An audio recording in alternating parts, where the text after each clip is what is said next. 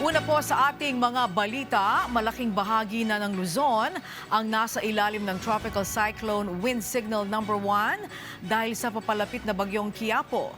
At ayon sa Pag-asa, hindi lamang ang bagyo ang dapat paghandaan kundi maging ang palalakasin nitong habagat. Ang mga yan alamin natin kay Pag-asa Weather Specialist Benison Estareja.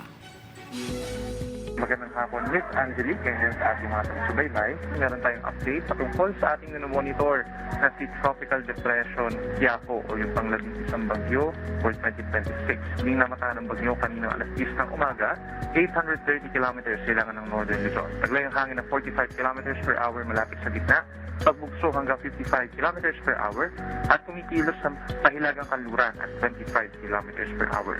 So kung magpapatuloy po yung kanyang pagkilos, ito ay maaaring lumapit or maglandfall po somewhere dito sa may Cagayan, pagsapit po bukas ng hapon or gabi. At simula bukas ng hapon hanggang sa madaling araw po ng Sabado ay babagtasin po ng bagyo ang malaking bahagi ng Northern Luzon. So affected po directly ng malalakas na hangin at ulan ang Cagayan Valley, ganyan din ang Cordillera Region at hilagang bahagi ng Ilocos Region. Lalabas naman ito ng ating PAR pagsapit po sa Sabado ng umaga. Sa ngayon nakataas ang wind signal number 1 dito po sa may Batanes, Cagayan, Isabela, Apayao, ganyan din ang Abra, Kalinga, eastern and central portions ng Macau Province, eastern and central Ifugao, ganyan din ang buong Ilocos Norte, northern portion ng Ilocos Sur, northern portion ng Aurora, hilagang bahagi ng Quirino, at northernmost portion of Nueva Vizcaya.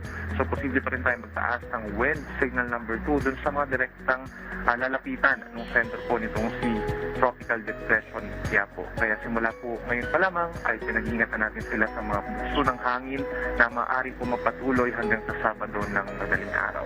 Samantala sa natitirang bahagi po ng bansa, asahan yung epekto ng southwest monsoon or hangin habagat, hindi sa talaga yung enhance or yung magdudulot po ng mga delikadong malalakas na tuloy-tuloy na mga pag-ulan. Subalit andyan po yung hanggang 100 millimeters within the next 24 hours na rainfall dito po sa may Cagayan, yan ay dahil sa bagyong Quiapo. At dahil naman sa habagat over Negros Occidental, Negros Oriental, Zamboanga del Norte, Zamboanga del Sur, ngayon din ang Zamboanga, Sibugay, Lanao del Norte, Lanao del Sur, Maguindanao del Norte, Sultan Kudarat at Sarangani. Posible yung mga heavy rainfall warnings natin ay lalabas sa mga areas na ito at maaari ito mag-cause ng mga pagbaha sa mga low-lying areas, pagbuho sa mga bulubundukin na lugar.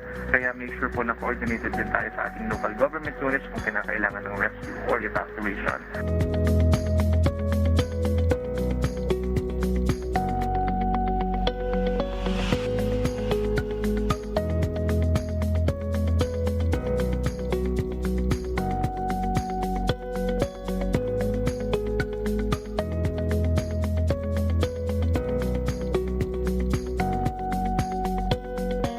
Narito naman ang lagay ng ating mga daps.